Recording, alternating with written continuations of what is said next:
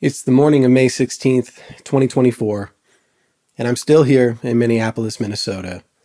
Back-to-back days, 2 books on the bed interviews with 2 awesome authors, and today I'm going to see Charles Baxter.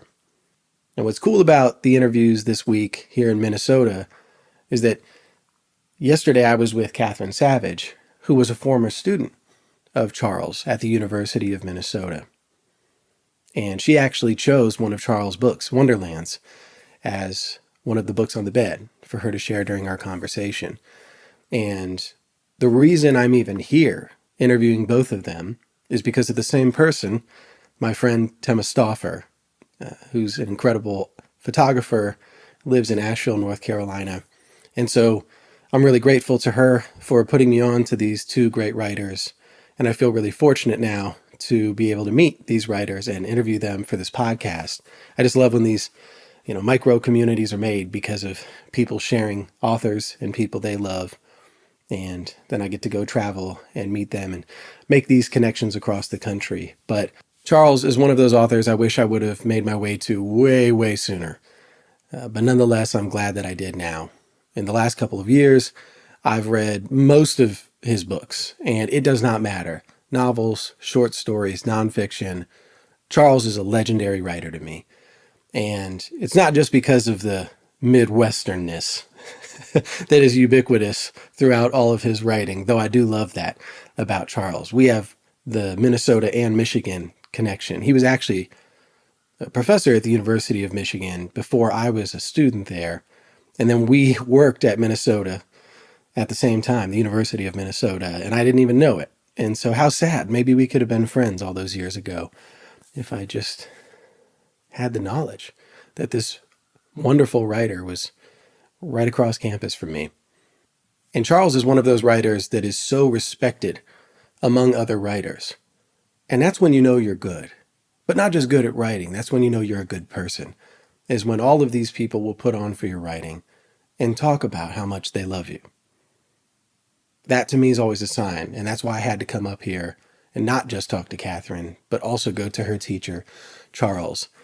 And even more than that, I don't even want to know how many books Charles has read.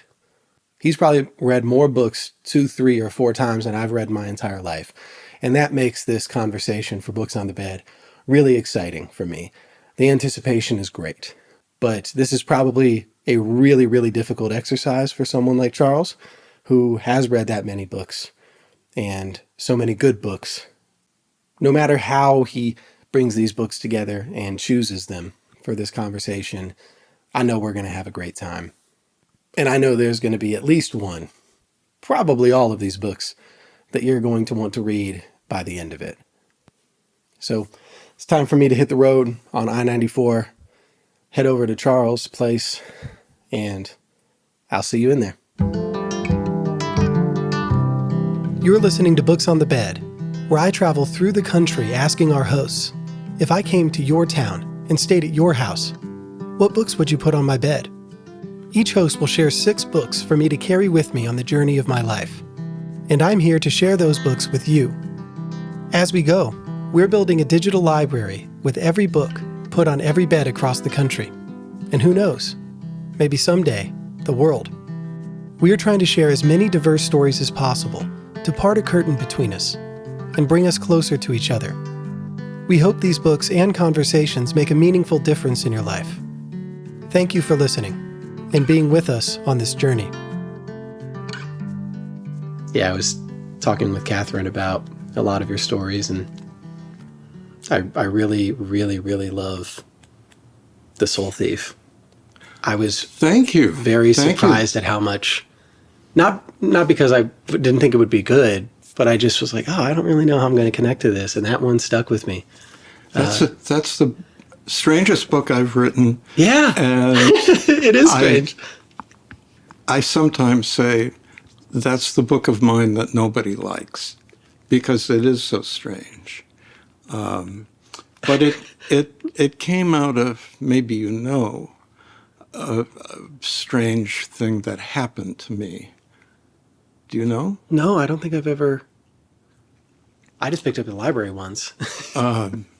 I was a graduate student at the State University of New York at Buffalo, and there was a very, very smart, brilliant guy there as an undergraduate named Michael Silverblatt.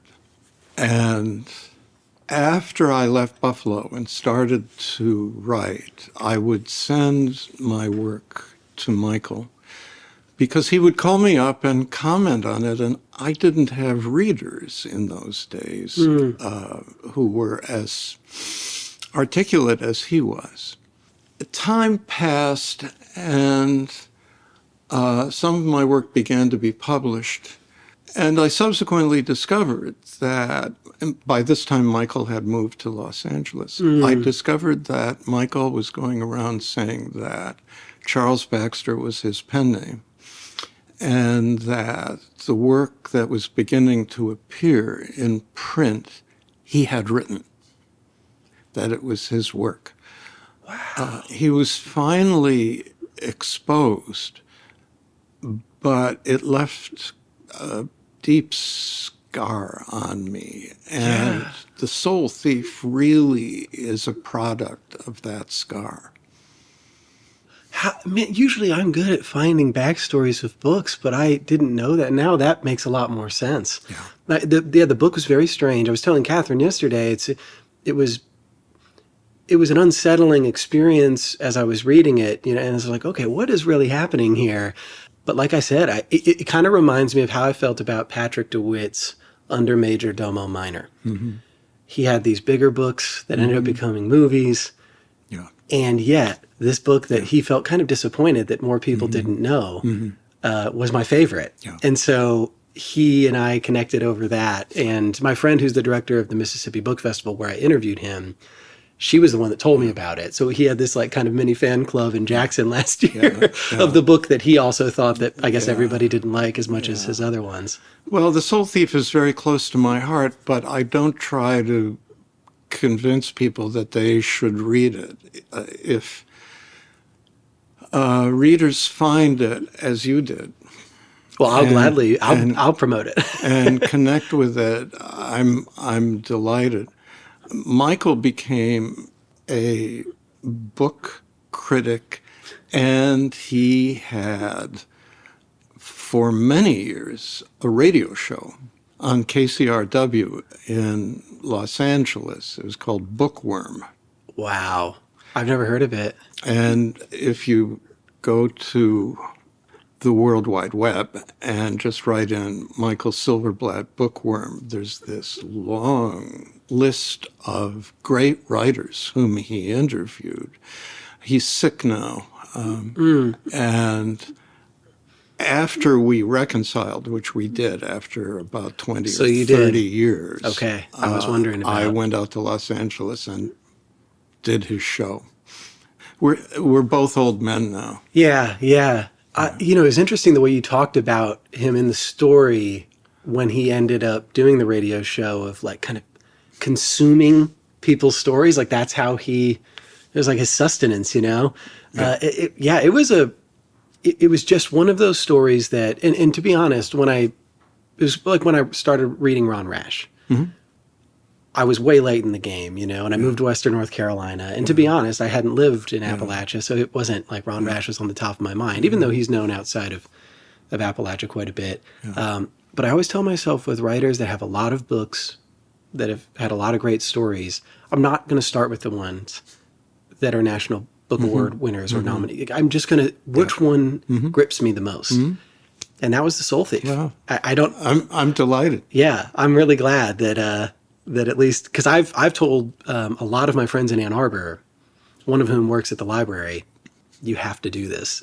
You will love it. So I think it's one of those things that the more people can stumble upon a story that might not be as popular, then you can just spread the good word. Yeah. So I really love that one. Well, thank you. I mean, in a way, that book is about the way one person wants to take over the personality of someone else. And I think adolescents, as they're growing up into adulthood, often model themselves on an adult who they admire. And The Soul Thief is simply about that process, which can become monstrous. Yeah. It made me think about the ways in which sometimes you step back and ask yourself after all these years, right? Am I who I am because I just took all these other parts from other people? Or, don't you think we all do that? Yeah. But in some ways, I think the way I always looked at it is I didn't have a lot of great role models growing up. And I usually identified with, underground hip hop artists or activists or writers that were just doing the work because they loved it. And so I think a lot of my life, even the way that I do this project, it just feels like I just love it. And it doesn't matter the acclaim. Yeah. But they had a commitment bigger than a job, and I feel like I took all these parts from those people in that way, but yeah, to have one person you fixate on and then try to steal it, I had no idea that really happened. So that makes the book even more powerful in retrospect, knowing that you actually saw him again after all those years. Gosh, what a strange experience. One of the concluding phrases in The Soul Thief is, forgiveness is everything. Forgiveness is everything. And there was no point in my carrying a grudge against Michael after all of those years. He had, so far as I can tell, he had a perfectly good life. When I went to the radio show where he worked, he had laid out my books on the control panel. Whew. And he looked at me and he said, no wonder I wanted to be you. And of course, I thought, who on earth would want to be me? I don't want to be me. Yeah, that's such a strange thing. But there it was. Wow. Yeah. I still can't get over that was a real situation. Well, you should put Michael Silverblatt I'll look him up. Trust me, into a search engine. I absolutely will, now that I know he exists and that he actually did a radio show.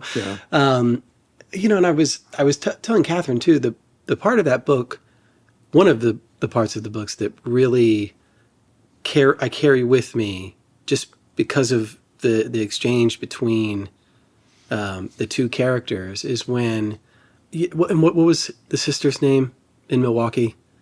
Oh, I can't remember my character's Yeah, names. because it was And I'll tell you why. When I'm writing a book, I'm inside a dream, and when I finish it, often I can remember things that happened, but often I can't remember the names. I can remember that the Silverblatt character is named Kuhlberg. Yeah, because that is a legendary name. I mean, it was a perfect name for that character too. Sorry, I interrupted you. You were going to mention the sister. Oh yeah, well, I was just thinking about her situation and how her brother would call her and just say stories from his life on the phone, and she wouldn't be able to talk and respond. Yeah. And then when he needed her most, she started reading to him. And that theme has just kept coming up in, I also read your book of stories. There's something I want you to do. Oh my goodness. Another one of my favorites. But there was a story in that book too of someone's in the hospital and someone's reading to them. And then I was watching Stranger Things on Netflix. And when one of the kids is in the hospital in a coma, her friend is reading to her, because there was something there, but that exchange really got me. Like it made me emotional to think of the power of that. And she said to him when he asked, like, hey, how were you able to talk again? And she said, well, because you told me stories from your life. And that was really beautiful. I think the act of reading aloud is comforting. Children love it. And I also, some part of me believes that reading to another person can bring them back to life. Yeah. And actually in my interview with a bookstore owner in Hazard, Kentucky, which when all this starts coming out, these episodes, you'll have to listen, because I actually center our episode on that part of your book. Oh. Because her bookstore, Red Spotted Newt, was a 250 square foot little room when it started in January of 2020. Mm-hmm. I think a week or two after it opened, flooded. Yeah. And then COVID hit. Mm-hmm. And everybody from across the country that had ties to Hazard, Kentucky, bought books to save it and keep it alive. Yeah. And in some ways, That's I think her opening the bookstore is keeping the soul of Hazard, Kentucky alive, right? Bringing in these authors. You know, it's a place that was decimated by the opioid crisis. Yeah.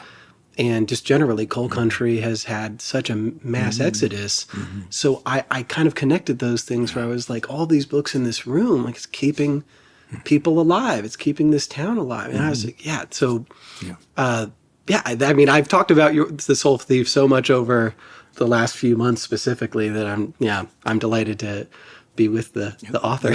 That's wonderful. The book seems sometimes to strike a nerve with young people, particularly. The way that narrative is messed up appeals to them.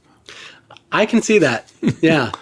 Like I said, it is interesting that you mentioned it's the strangest book. And sometimes that's just the one that I want to know what was the most strange thing someone wrote. Mm-hmm. Well, and then I can read all their other stuff. That's definitely mine. Well, and as we're talking about just, the power of reading and books being so important to us, I always think about you did an interview years back, and I forget who it was. I watched it on YouTube, where you talk about your childhood and your stepfather's library. Mm-hmm. And I think there was also one in Belt Mag where you said you lived in lordly solitude. Yeah. Out Excelsior, right? Yeah. That area. Mm-hmm. And how much reading helped you as a lonely kid, and that was, and then you eventually said, maybe I can do this. Maybe I can write. And you've given us such a gift because of that, right? Like, books helped you become a writer. Yeah. And now you've given us such great things. So I always start with gifts for the authors. I'm going to say I was very self-conscious picking stories for you because you've read so much that I just wasn't sure what to pick. But the first one, I think you'll identify with the character because of your childhood. Shall I open it? Yeah, open it up. And I'll tell listeners what it is, but it's The Librarianist by Patrick DeWitt. Oh, thank you. And I was just talking about him with his weird book that less people read. Yeah. But the character of Bob Comet as a librarian who read a lot as a lonely child. And also, just like some of your books, these characters are subtly funny. Yeah. And it's a really beautiful book that I think you'll enjoy. Thank you. The other day I was in a bookstore and I was trying to remember his name because there had been an essay about him in the London Review of Books. Oh, really? Okay. Is this his newest? Yeah, that's... Then this book was being reviewed, and his first novel, Ablutions, was also part of the review, and it made him into a very interesting writer whom I wanted to read. This is, I try to think, who would you connect with? And also, this comes out of, he taught himself how to write in a library. Mm-hmm. When he finally, he had a pretty peripatetic life, it seemed, and then ended up going back, settling in Vancouver, and was like, okay, it's time to be serious. Mm-hmm. So he started to learn how to write just by reading. Yeah. And then, he had the first novel and a couple really big successes, had a little dip with Under Major. And then this one came out, and there was just something about it. I was like, I need to give this to you, even if you might have read it. Thank you. I have not. I look forward to reading it. And this one, there's a higher chance you've read it, I think.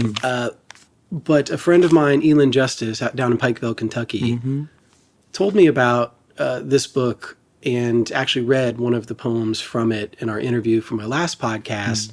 And there was a talk you gave with Bread Loaf that was something about things that disappear. Things about to disappear. Yeah. And that was a really, really good talk. And I think this book of poetry plays at some of those themes that you mentioned in that talk. Oh, thank you. And is to me, Jim Wayne Miller is a legend. The mountains have come closer. Jim Wayne Miller. Yeah. I don't know his work. Okay. I'm looking. I'll take it up north with me. And thank you. And I don't know if you're gonna like it.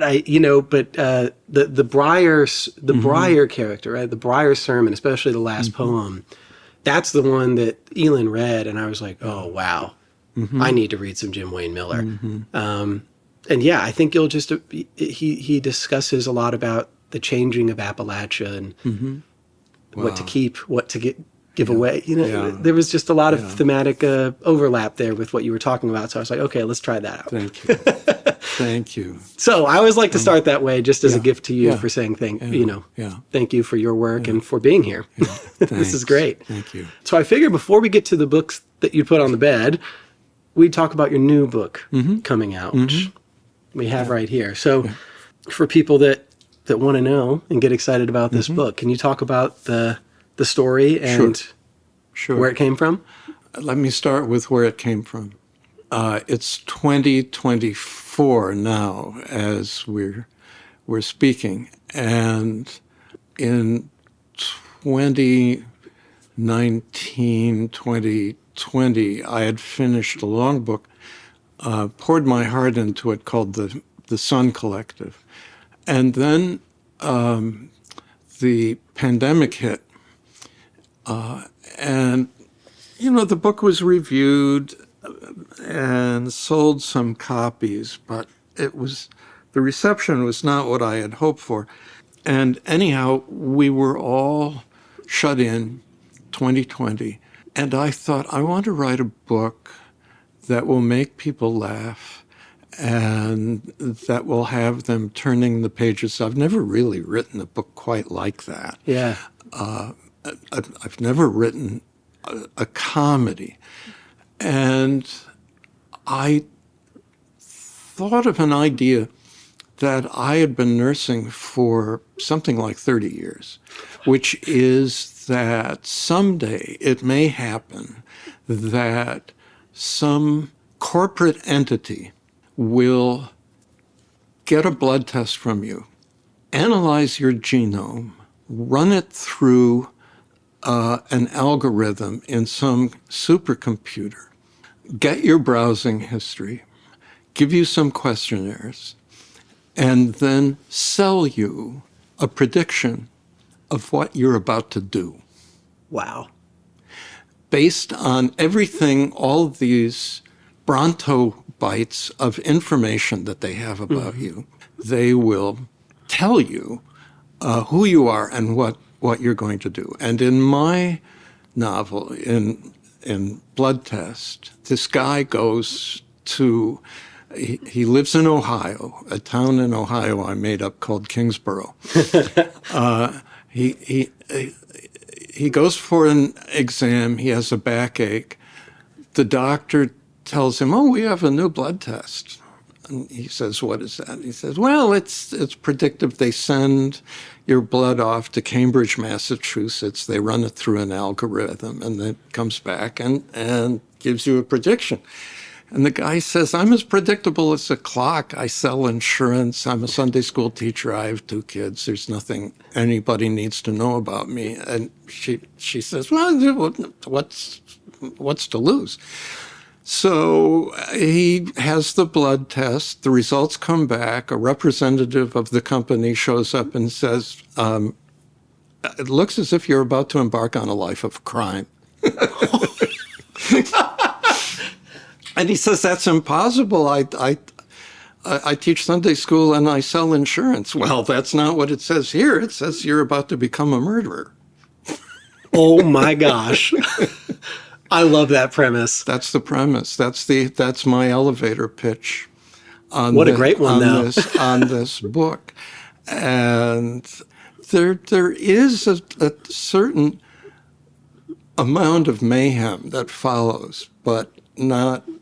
It's really a comedy. Yeah. But I think it has a serious core in the way that we are being tracked and the way corporate entities are not only learning everything they want to know about us, they're beginning to predict what they think we're going to do. Yeah. I think that a lot of us are thinking about that. Mm-hmm. Well, at least those that want to. Yeah. That don't want to just live in complete Mm-hmm. ignorance of what is happening to us. Mm-hmm. And I think it's interesting to tie back to, I think it was at the Sun Collective, you mentioned someone telling you about Google tracking you with the, typing in Google Maps. Yeah. Do you remember that? I don't. Yeah, there was some sort of, one of the stories you wrote, there was someone that mentioned, oh yeah, I don't use anything that could track me. And so it's years later, you're writing this book, and it's of the time, man. It's Pua. Pua will, anytime Google tries to, Pua, my girlfriend, anytime Google tries to track where she is, she just won't do it. She's very, I think, justifiably suspicious of what that company is up to. I don't allow location on any of my apps unless I'm using it. I don't just let it go on in the background. At some level, though, it's inescapable at this point, especially for, not to say that, my grandparents didn't have to deal with it. I mean, a little bit, but truly, there's so much of what I do on a day-to-day basis in my work at City Lights and keeping in touch with friends that requires to use apps, and if you didn't use them, there would be a level of isolation, especially now where I live in the mountains, that I'm like, I don't know if I want. So there's an acceptable level of tracking, I suppose. But sometimes when you get the targeted ads, it scares me how much they know me. And then I have something pop up that I'm like, oh no, this is weird. How did they learn that you are interested in that? Well, they have ways. And then I'm like, man, am I really that predictable? What I'm going to buy or where I might want to vacation? It's true, because you have patterns. I mean, just think of, I saw something on Jon Stewart the other day where a senator from New Jersey had a corruption case that was Menendez. Hilarious, because he came home and Google searched like where to store gold bars. It's like, what? You can't make this up. But we all have that history of search. So that's right. Wow, it's a good pitch. When I saw here learns that he has a predisposition to murder, I was like, all right, yep, I'm going to read it. He teaches Sunday school. Who has a predisposition to murder? Well, maybe. Well, who knows? There's something really Midwestern about that, though. The just unassuming, neighborly Ohioan who, underneath all of this very relatable stuff, very average guy stuff, has something deeper there. And that's what I think about, is growing up in the Midwest and going to college there and then living in Minnesota. I'm like, this tracks. I don't have to research the Midwest. No. I know the Midwest backwards and forwards. It's in my bones. William Maxwell used to call the Midwest his imagination's home. And it's my imagination's home. Yeah, I like that language. And it because you've also lived in interesting places in the Midwest. So, where you taught in Michigan is not somewhere that most people would move after college. And to my knowledge, it's because there were jobs there. There were jobs. And that's why I moved there. Gave you a chance to, like, didn't you say from your class there was like dozens of people that were taking jobs in Michigan or something because of the offer that they were making? We were opposed to the war in Vietnam. That's right. And I thought it was a nonsensical war. And I knew, because some friends had found out about it, that if you taught in the public schools of Michigan, you could get an occupational deferment. There was such a teacher shortage in those days that you'd get a deferment for that. It's my understanding that there are teacher shortages again now. Yeah, definitely. But in the late 60s, early 70s, you could get a job very, very easily. And it was a great experience for me. Yeah.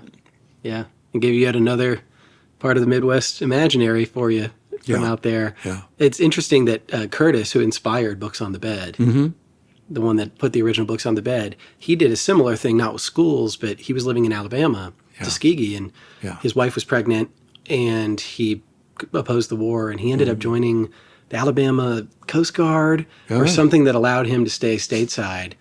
Just found a loophole so that he didn't have to leave his what would be his baby being born and his wife. Yeah. So it's interesting, that tie here. But yeah, okay, Blood Test, a comedy. This is going to be exciting. I insisted that when they print the title that they add a comedy, because if you just hear Blood Test, it sounds, like a horror movie. Yeah. And it's not a horror movie. It's a comedy. Yeah, I can't wait for this. I will definitely get this in City Lights in Silva at our bookstore and sell it as much as I can. You can, of course, now that these are available, you can request an ARC from Random House. Oh, yeah, I totally am. This will be one of my books I read when I get back. And that's the benefit of working at a bookstore. Yeah. Get some good advanced copies. So. It's a fast read, too, I think. Well, it's exciting that you have another one coming out. Yeah. And so, sweet. That's awesome. Yeah. Well, I figured we'll just get to what books you'd put on my bed now. Well, I've been thinking about this for the last 24 hours, and I was thinking, should it be all fiction? What about fiction and poetry? What about fiction and nonfiction? Now, you can see to your left, that is some of the fiction. I don't think you can see this room. A little bit. I did see the shelves when I walked in. That's also the fiction, and in the room down the hall, it's all poetry. And, now that I'm, 3 years from now, I'll be 80 years old. And I've been reading my entire adult life, and I've been accumulating these books, and I thought, how do I single out 5 books? For example, I'm going to get up and get a book that wasn't... Yeah. I mean, this is a lot of books. Have you ever counted them? No. Okay. Kua was asking me yesterday, have I ever counted them? And I said, well, there are probably 1,000 of them, or more. And, yesterday I was thinking, if you had asked me 5 books on the bed when I was 25, it wouldn't have been so hard. And if you had asked me then, or for that matter, when I was 18, for the name of a book that had changed my life, I would have given you this little paperback that sold for 50 cents, which I bought in 1963 in a drugstore in Excelsior, Minnesota. It's a novel by the West Virginia author Davis Grubb, The Night of the Hunter. A great movie was made out of it, directed by Charles Lawton and starring Robert Mitchum. I read that book in 10th grade. Wow. And up until that time, nothing in print had really affected me. I just thought, poems are for other people. Novels are for other people. I mean, my stepfather had a large library, but I somehow was outside all of that. But this novel, The Night of the Hunter, I read, and it shook me up. And I had that feeling that you sometimes have as an adolescent, which is, nobody has to teach me anything about this book. I understand it. Wow. And that was the first book I think I read that made me want to try something in writing.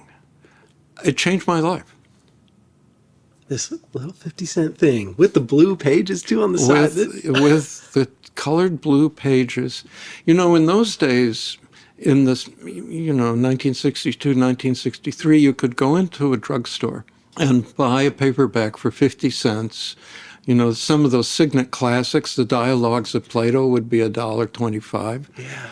And it was wonderful to go into a drugstore and, they had these, what I'm trying to describe the spinner racks. The spinner racks. Yeah. That's right. Those are the best. Those are the best. Yeah, we still have them in some bookstores. Yeah. But they mostly have like the really popular trade paperback, mass paperback copies. Yeah. But to think too, the investment of only 50 cents had that 50 impact cents. on you. Yeah. That's amazing. Yeah, I had 50 cents in my pocket. Now, the thing of it is that if you ask me now, is this the greatest American novel? I'd say no. Of course, it's not the greatest American novel. Is it worthy to be ranked with Tolstoy or Chekhov or Dostoevsky? I'd say no. But I would say that when I was 16 years old, it changed my life, and now that I'm old, I could read it and still admire it. And I think that's what I love about this project, using books as this way of having a conversation, because it's so interesting to see who brings in books from childhood. Who just wants to stick like, oh, if it were now, right? This is what I would say now. Yeah. I know John Evans, the owner at Lemuria Bookstore in Jackson, talks about how he reads Hemingway, one of his favorites, every few decades. He's in his 70s now because he's different, right? And he wants to go back to the same author. But yeah, there's a lot of it is hard to think about because you're a totally different person now, and you've read so many more books. Yeah. And what sticks with you in 10th grade is different than 20 or 30. Like I think if I read Willa Cather, who's one of probably my 3 favorite authors, when I was 16, 18, even 20, I wouldn't have had the impact. Yeah. It almost felt like in my mid-20s when I was back in Ann Arbor, my friend gave me a copy of The Professor's House, and that was the time. Yeah. Like it's just I was meant to read Willa Cather at that moment. So Yeah. I appreciate you bringing this in, and I also love when people go to their bookshelves because they think of a book. It's one of my favorite things. But wow, I'd never heard of this. Yeah. The other thing about that book, apart from the somewhat melodramatic plot it has, is that it was the first time I had read a novel and was conscious of how beautiful the sentences were. Oh, okay. And that's a big deal if you're 16 years old. Yeah. Because, who thinks about sentences when they're that age? I hadn't. I don't think I could tell you a single book from high school that I had that feeling. It wasn't until I got to Michigan that I was like, oh, wait, this is really nice. Yeah, you sort of have to grow up into a consciousness of the medium that's being used. But I read this book and I thought, oh, this is beautiful. This is beautiful. How on earth do you write a sentence like that? It really does. It's almost like, gosh, why? How is this so good? How do you do this? Yeah. I love writers like that bring you into a consciousness you didn't even know that you were going to have. Yeah. That's how Eudora Welty was for me too. I was like, who is this and where has she been my whole life? So it's interesting what you say about Willa Cather. She has a little novel that many people have never read or never even heard of called My Mortal Enemy. You can read it almost in one sitting. It's about 100 pages long, and you can't get that. You don't understand that book until you've lived for a while. And I'm so glad you brought that up, because also from the reader's perspective, you also have to think of the author as they're growing. Benjamin Taylor came out with a great biography of Willa Cather last year, Chasing Bright Medusas, because it was the first one that got to use her letters from the archives. And it traced how she was maturing, right, as a person, and kind of almost at the apex, like the professor's house is who she was at that point, right?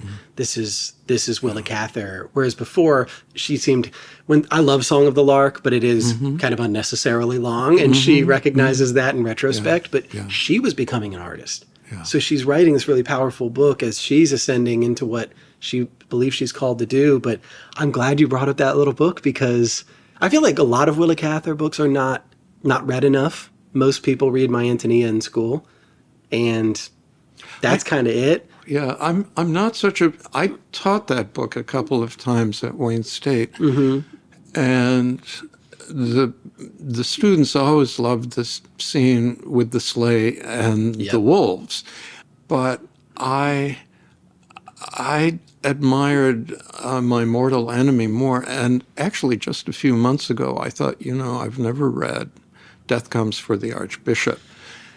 And because I do love the landscapes of New Mexico, those southwestern landscapes that Willa Cather also loved, and because I thought that she had an interest in spiritual and psychic lives, I read it.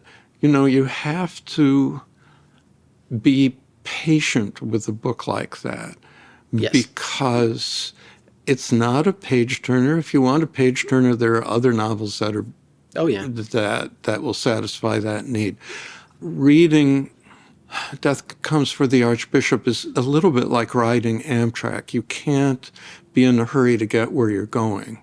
What she's going to give you is this beautiful texture of a life. And I was just the right age for it. Yeah, and I'm glad you brought that up.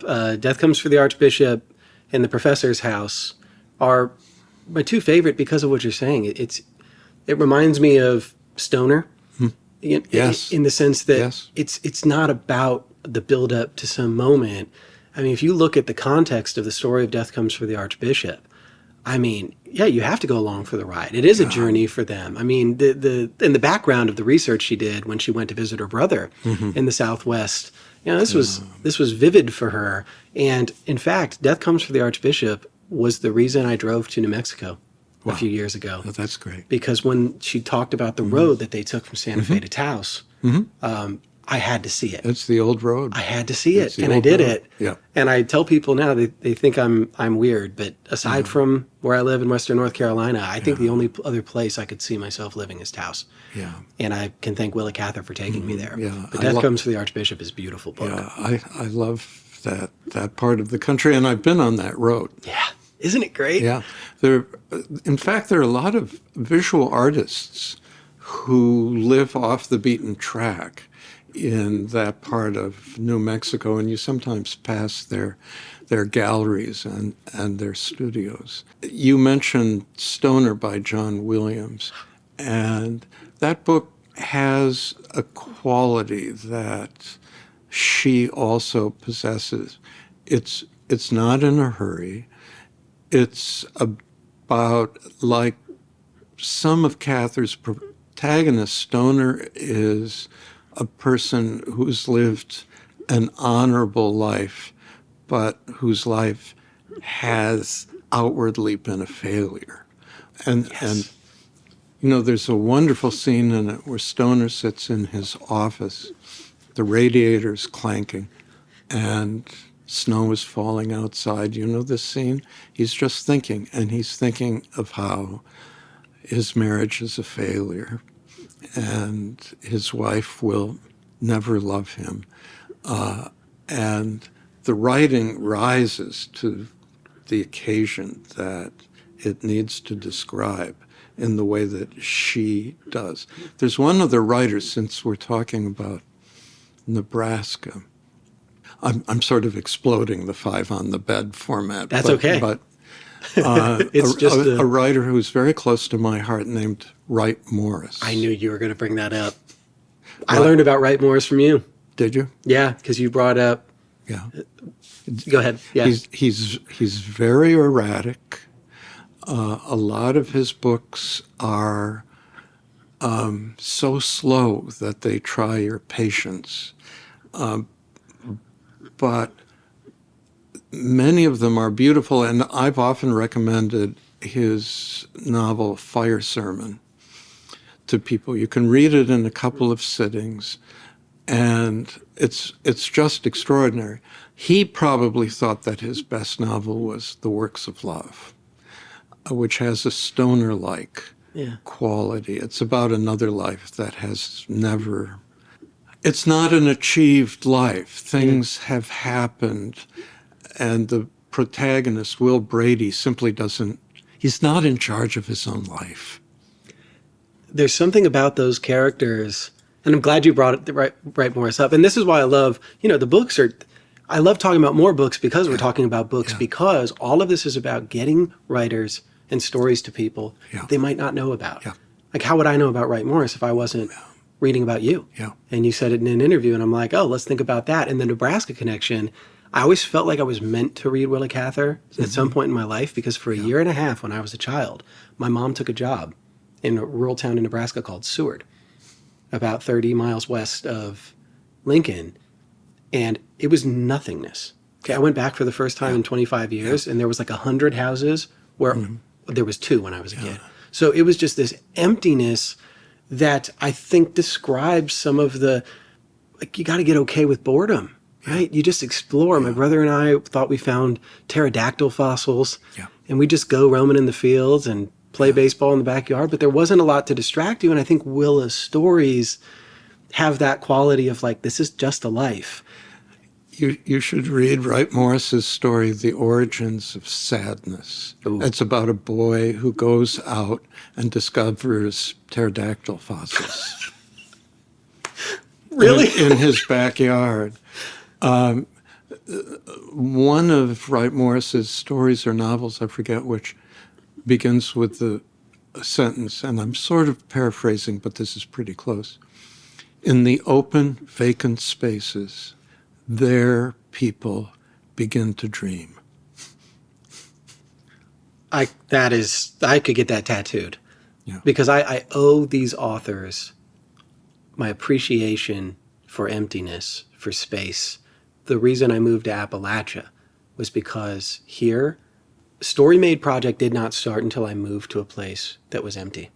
Where all I could do was think, what do I want my life to be? I dreamed up a life out of this little shack on the little Tennessee River. And that I owe that to books, because it made me say, like, wait, there's something really powerful from that. And I just think about, Willa Cather talking about these blazing red sunsets in Nebraska. People say Nebraska's boring or not beautiful. I was like, I think you've just been sold beauty as the Rocky Mountains or even the Appalachian Mountains. Everything can be beautiful. The plains are some of the Iowa is one of the most beautiful places on earth, but you have to appreciate what it is, and the silence and the emptiness that you get there. Oklahoma feels the same way. It can get sad. It's like almost like a crushing type of isolation in some of those places. Where you step out of your car and you can just hear the wind, and that's it. And Wright Morris, who was also a great photographer, by the way, loved to write about people who were paralyzed by their ability to observe, and who were often in a kind of transfixed condition, just from looking.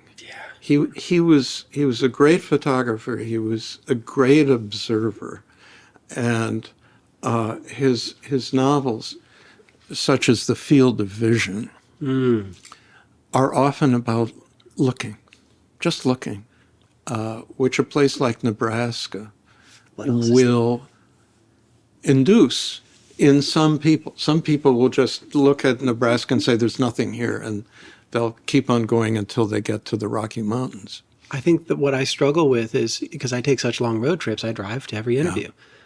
I mean, I've flown or taken a train once or twice, but for the most part, I struggle to get there on time because I just want to stop. There's so many things to see. It doesn't matter what region I'm in, and it is kind of paralyzing because you see this old schoolhouse or this gas station that also sold native jewelry or something. And then it's just like, oh my gosh, I have to stop this church, a historic church. How could you not stop and look at who was in this church? What type of community was this? And I think that's an interesting perspective, but that reminds me of Eudora Welty in One Writer's Beginnings talking about, because she was a great photographer and that informed a lot of, all of her stories, but this idea too of even paying attention to conversation.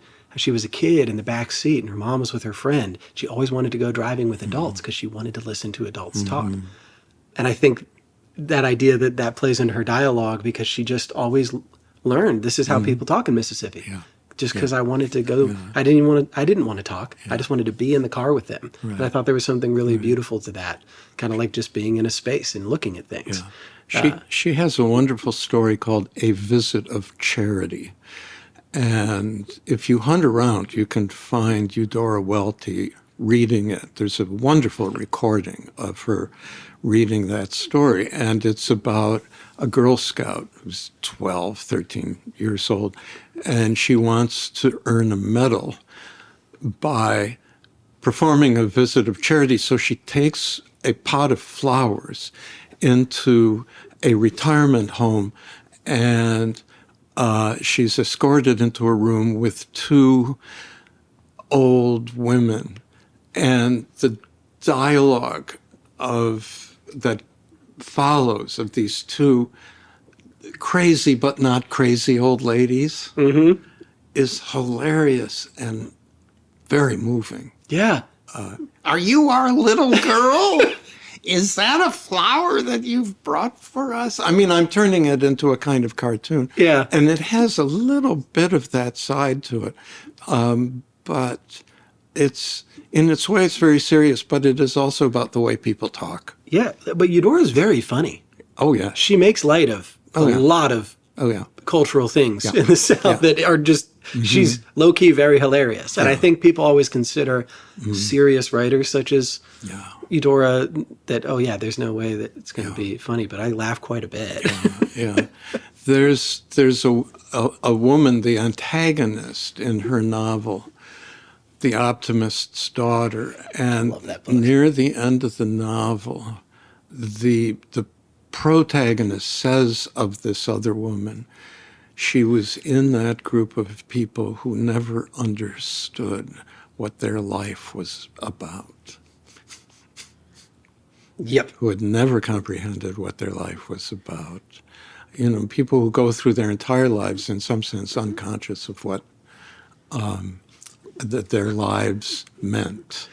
Yeah. And Eudora Welty is really interested in characters like that. Absolutely. I think that's my favorite novel of hers. Yeah. I also love Delta Wedding. That has a special place in my heart. But that was hard to get through because it was just, there was so much going on. She likes Eudora Welty likes to, in some sense, she almost overpopulates her novels. Even The Optimist's Daughter has so many characters that you almost can't keep track of them. You have to make a little list of who's who. See, but I'm drawn to that because it's the same reason I like James McBride. Yeah. A lot of people with Heaven and Earth Grocery Store, because it's getting a lot of good publicity. People that haven't read James before are seeing some of the feedback as it was too hard to follow. Yeah. But to me, I like it because it all connects. Yeah. It's just sometimes it's work to remember who's who and at what point did they come in and what purpose do they serve and where. So I do get that, but I like authors that do that. I haven't read that book yet. I'm a big fan of The Good Lord Bird, which has a kind of tight line to it, but I think he loves digressions. He's the kind of writer, I know a writer in New York who was complaining to me about the new book that she thought it needed editing. And that could be true, but there's some writers who just like to go off on wild hares, and he's one of them. Yeah, I think James is a self-defined writer, and he's not going to budge on that. All of his books have been like that. But The Good Lord Bird, I'll send you my interview with him from last year because There's a whole backstory that we'll talk off record about, but you'll appreciate if you like that book. It's an underrated book to me, even though it won, the National I Book was Award. on the committee. Thank you. I mean, that book was so special to me. It was a birthday gift for my 25th birthday. Mm-hmm. Yeah. And just, yeah. Yeah. And you were also, last week, were you in New York for I the was 535? in New York for the National Book Foundation Award for 5 writers under the age of 35. The same day I interviewed James at the book festival in Mississippi, interviewed Tyreek White. Oh, yeah. So, but I didn't know the other writers there. Yeah, And I was like, oh, okay. I nominated Antonia Angres. Her book is Sirens and Muses, and it's a serious social comedy that much of it takes place in an art school. Okay. Painters. Serious social comedy is a hard form to do, especially for a young writer, but I thought she did a beautiful job. Yeah, I noted that down to write. So, well, I figure we'll get to the actual books that you chose to put on the bed now. And you can start with any of them that you want. Actually, there are more than 5 here. That's okay. And I thought the place where I had to begin was with the Russian writer Mikhail Bulgakov, The Master and Margarita. Bulgakov lived during the Stalin era. And toward the end of his life, he began writing The Master and Margarita, knowing, I think, that it would not be published during his lifetime or possibly published at all. It's about a lot of things. We might say now that it's in the form of magical realism in Russian style, and it's about a visit of Satan and his entourage to Moscow in the 1930s. And its hero is a writer who's only referred to as the Master. And who is writing a book about Jesus Christ. And so part of the novel is about Satan and his entourage. They're mostly comic figures. There's a cat who's a dead shot with a Browning automatic, for example. And you go from that story to the story of Jesus, and more particularly Pontius Pilate, whom the Master is especially interested in, back and forth between those two. And the book was a great inspiration to me, particularly when I was writing, of all things, The Feast of Love, because in that book, you go from one story to another. There's this kind of braiding of narratives. And Bulgakov does that so beautifully. This is a classic in Russia. All Russians know about the Master and Margarita. Here, not so much, I don't think. But it's a brilliant, funny, and very moving novel. So far, the best. I know there's a new translation. This one is by Diana Bergen and Catherine Tiernan O'Connor. But I know there's a new translation of it. There's one by those translators who have done a lot of translations from Russian, Pever and Volkolansky. And one by Michael Glenny, which I think is also very good. So you love Russian literature. I do. Yeah, you brought up a lot of Russian. When I was looking at your interviews, I was like, okay, yeah, you've read a lot, and I'd never heard of this. So yeah. Oh, yeah. That you chose that inspired you was interesting to me. Yeah, I thought the first book I need to cite is this one. And how did it play into the Feast of Love? Because the narratives in The Master and Margarita are braided. Yeah. Satan sits down in Patriarch's Pond Park in Moscow, and he's talking to an editor named Berlioz. And Berlioz says, oh, Jesus didn't exist. And Satan says, oh, he certainly did exist. How do you know? Well, I was there, Satan says. And then Satan begins to tell a story about Jesus, and that's chapter 2. Oh, okay. And in The Feast of Love, Bradley and the Charlie character sit down at a park bench in the middle of the night, and Bradley starts telling a story. That makes sense. Okay. And so you sort of go back and forth, all these stories that these people are telling this Charlie character. Yeah. Wow. That's awesome. It's cool to know where that that inspiration came from. That's where it came from. And I thought, well, Russian literature, I should put some Chekhov stories on the bed. I should put the Brothers Karamazov on the bed. There are a lot of things I should put on the poems of Anna Akhmatova. Where do I start? Yeah, you have so many options. Yeah, but it had to be The Master and Margarita. I have to say, I was very eager to know the Russian book you chose. Yeah, it's this one. It's this one. Amazing. Strangely, the Michael Silverblatt character we were talking about earlier, the last time I saw him, he said it was his favorite novel. Weird. Yeah. Wow. Yeah. So many things tie back to So many things tie back. Cool. Yeah. So what about the next one? Well, you know, a book that was not on the list that I read last month. This is not one of the 5 on the bed, but I'm going to mention it anyway. Is Kurt Vonnegut's Slaughterhouse-Five, which I had never read until last month. And, you know, when I was growing up, I was a schmuck. And I thought, oh, Vonnegut, he's not serious. That's not serious work. And, last month I read Slaughterhouse-Five, and I thought, this is a great novel. It's really good. It's a great novel. It's in some ways, the prose is almost childish. Mm-hmm. Some of the moves that the novel makes are almost childish, but the childishness is absolutely right for the story of human horror that in warfare that the book is telling. So it's not 5 on the bed, but it's a great novel anyway. I'm glad you brought up Vonnegut. One of my favorites was actually given to me as a gift when I was really depressed at Vanderbilt by the chaplain.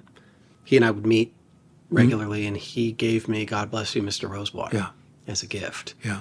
And a lot of people don't like that book. Yeah. They think it's Vonnegut's worst. But at the time, the timing of that story was really important for me. And again, I found it funny and just completely absurd, which was to me the point. But yeah, I'm glad you brought it in. Although, most people were like, oh yeah, I read Vonnegut years ago. So it's interesting that you just got to it now, but thanks for including it. Yeah. The character Billy Pilgrim is in such a state of despair in part of the book that he can't get out of bed. This is after he's survived the Second World War. Yeah. So let me just mention, since we've talked about a lot of other books, there's a book here that I just want to mention by Jonathan Escoffery called If I Survive You.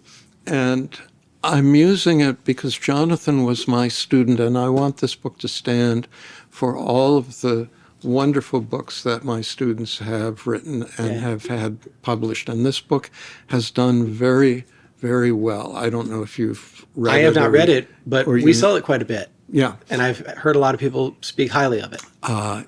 The stories are set mostly in the Caribbean. Though some of them in America.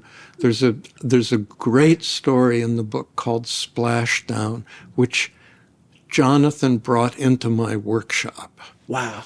And to this day, I think, sometimes when you're teaching these workshops, something comes into the class and you feel like saying to everybody,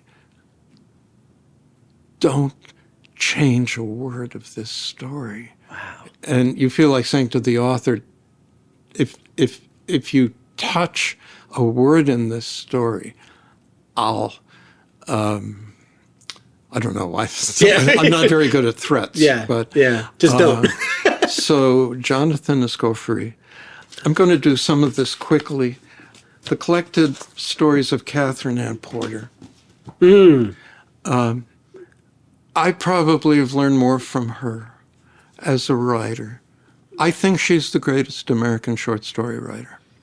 Wow. And I think her story, Noon Wine, which is set in Texas, is worthy. I once saw in an article somebody who said Noon Wine is as good as Tolstoy, and I would agree. It takes place in Texas. Outwardly, it's about a dairy farm that is failing until a man comes along who gets hired as a hired man on the farm. He brings prosperity to the farm, and then a bounty hunter shows up and says, your hired man is a killer, and I'm going to put him in handcuffs and take him away. And the farmer who runs the farm, whose name is Mr. Royal Earl Thompson, says, no, you're not. You're not going to take him away. He has saved. It's such an amazing story, but all the stories in this book are absolutely brilliant.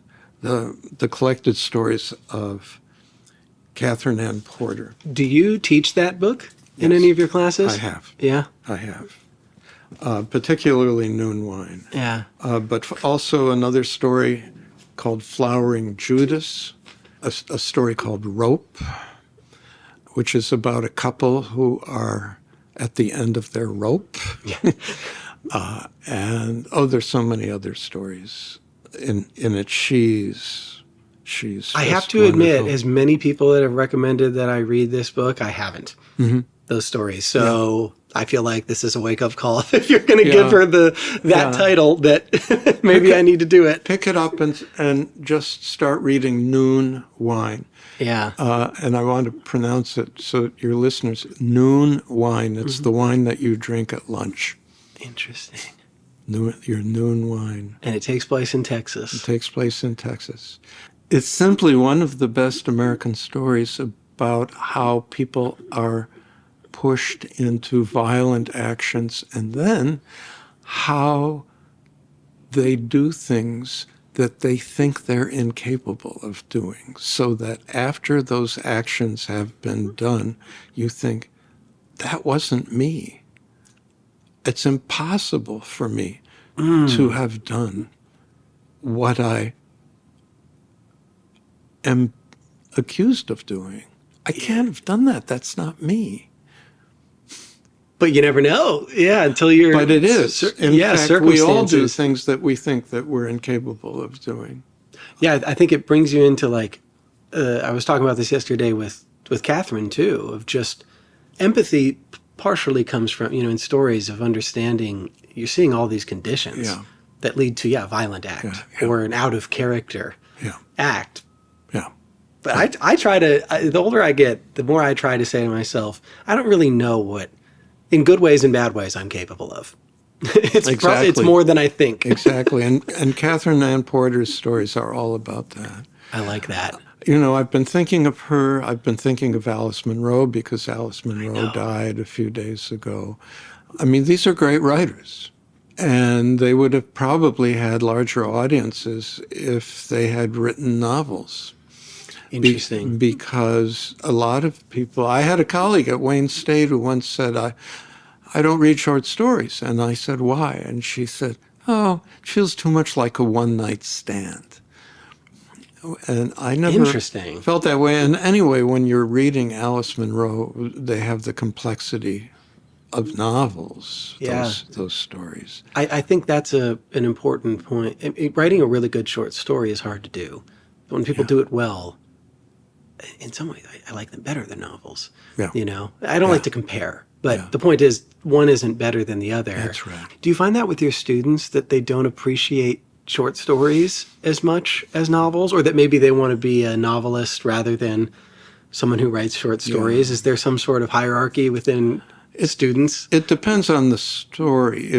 If you're teaching students who are freshmen or sophomores, there are stories like Ursula Le Guin's The Ones Who Walk Away from Omelas. You can teach that story to anybody.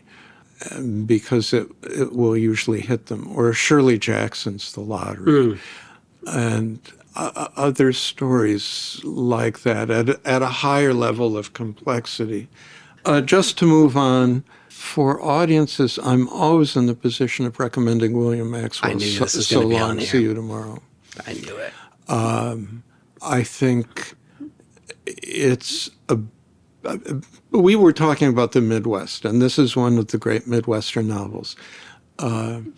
It's lyrical, it's multifaceted. What happens in it happens at several different levels at once. At its center, there's a murder, and related to that is the question of how the murderer's son ever gets over what has happened to him.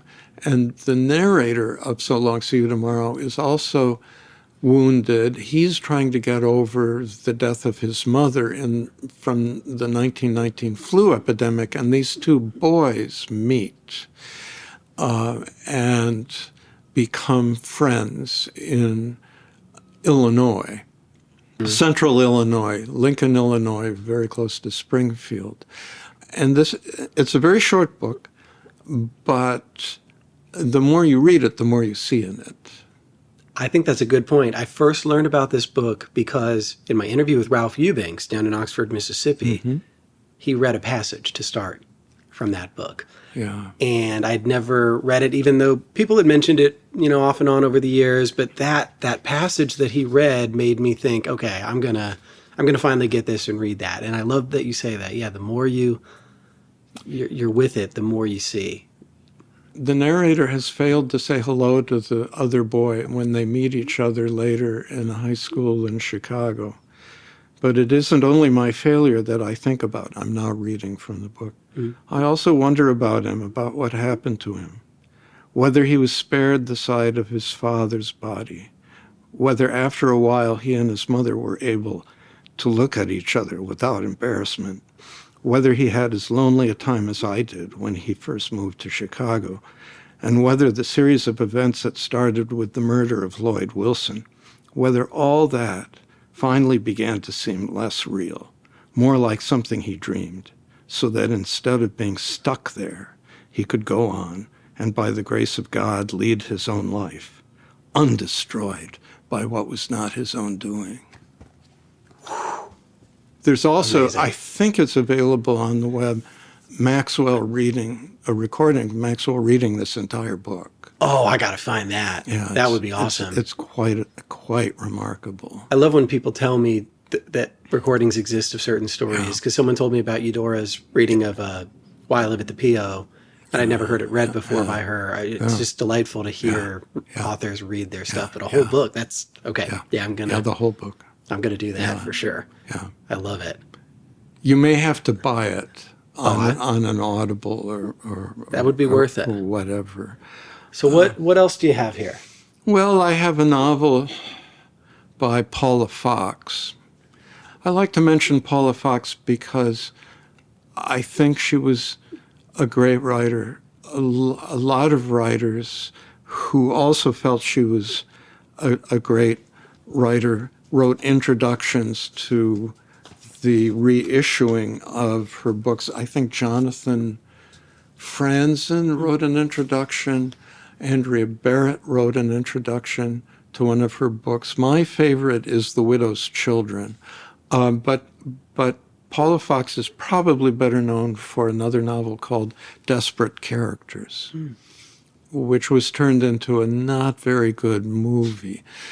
But she is also maybe better known for the young adult novels that she wrote. There's one in particular, the Slave Dancer, The Moonlight Man, How Many Miles to Babylon, The Stone-Faced Boy, Western Wind, The Eagle Kite. I can't say that I've read those, just her novels for adults. But she's one of the smartest writers in 20th century America about family interactions and the way that you can find yourself under the spell of a parent who is keeping secrets from you. Oh. And that's part of what The Widow's Children is about. Interesting. Okay. I hadn't thought of it that way. Under the spell of secrets. Yeah. She died, I think, about 10 or 15 years ago. A very kind and gracious writer. I met her a couple of times. I brought her to Michigan. Oh, wow. And she gave a reading, talked to the students, and I drove her and her husband back to the airport. And then I was still sort of under her spell, and I was walking down State Street, and I encountered a colleague in the English department, and she said, "You look as if you've been hit with a hammer." And I said, "Well, I just took Paula Fox back to the airport." Yeah. And this person said, "Who's Paula Fox?" And we should know. It's not that I'm a snob, but I felt I was in that condition where you think everybody should know who Paula Fox is. Look, I have my authors that same thing, and same thing with musicians. I'm like, how do you not know? You haven't lived until you. Exactly. So I guess I'm in that class of people that should know about Paula Fox, but now I do because of you. Yeah. So I think those are five. There are more here. I have. Bring out the other ones since they're here. Lowry's Under the Volcano, Virginia Woolf's To the Lighthouse, but everybody loves To the Lighthouse. Yeah, that's true. That's a well-known one. Everybody loves that book. And Under the Volcano, not everybody loves Under the Volcano, but I do. Yeah. And I mean, it's very complex.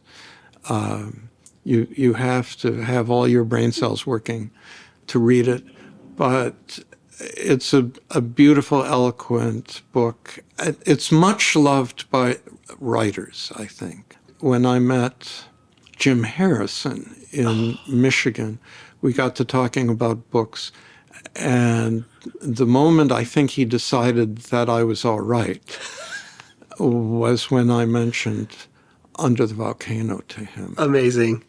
There was another writer who was very important to me when I was a young man named J.R. Salamanca, wrote a book called Lilith about a man who goes to work in a mental hospital and falls in love with a schizophrenic named Lilith. And early on in our friendship, I mentioned Under the Volcano to Jack, and he said, and there was a pause like that. And he said, "You know what I did with that book?" And I said, "No, I don't know what you did." And he said, "I typed it out."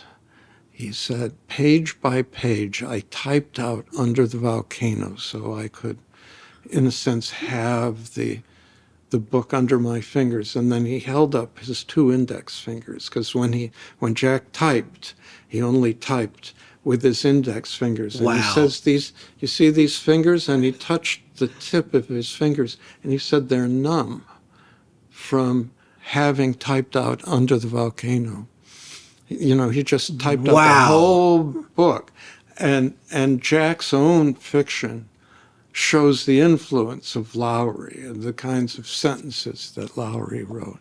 So I guess those are the five. I mean, I could do this, I suppose, also with 19th century novels. I could do I could do this with poems. I could do this with a lot. But I felt that for your listeners, I wanted to stick to more recent fiction. Yeah. Oh, no, that's what I want every author, whoever I talk to have full freedom to pick what they want in the moment. Because when I look back at Curtis, he clearly wanted me to know more about Tuskegee and why he loved it. Yeah. And the Alice Walker book that he gave me, which vaulted to one of the best books I've ever read, The Third Life of Grange Copeland. That helps me understand his childhood in the rural South in a way that I didn't know.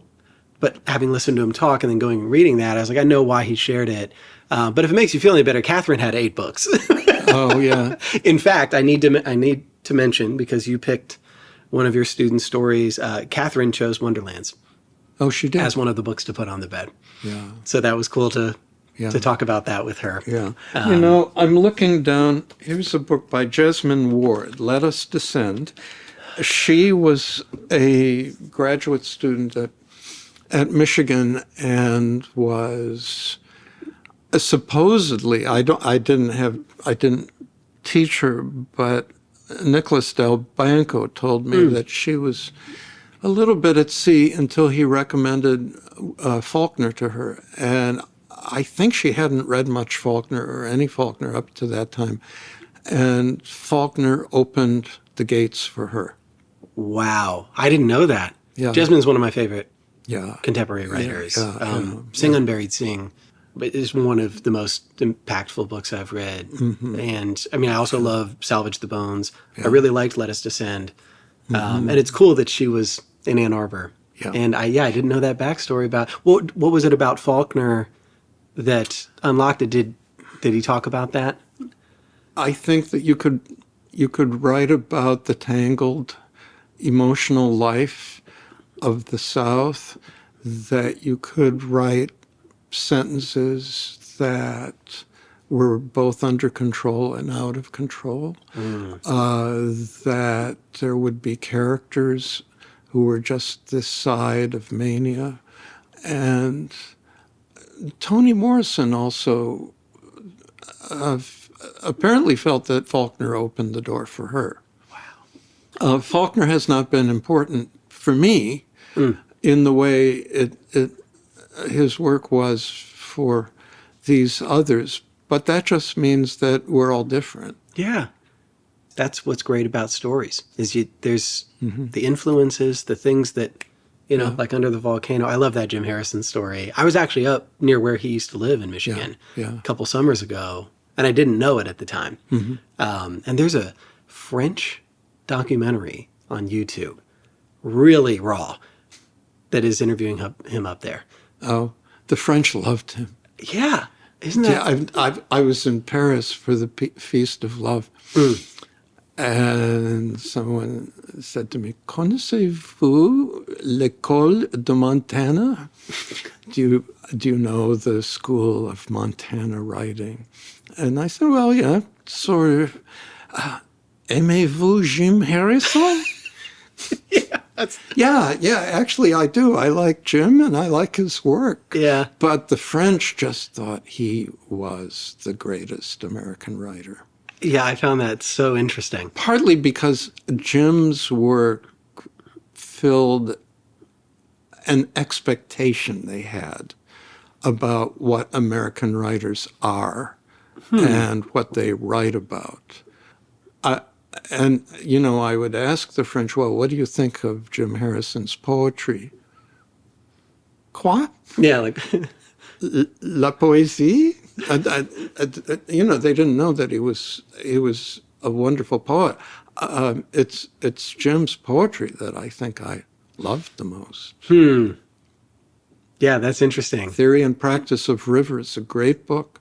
I need to read more Jim Harrison. That's for sure. Because a lot of people in Mississippi that I know love them some Jim Harrison. And it's interesting, the French connection. David Joy in Tuckasegee, close to where I live now, huge fan base in France. In fact, there's one town that he's gone to on his tour for books. He's going again this fall, that he said reminds him of Silva in the Appalachian Mountains. He thinks it's the only other place in the world he would live.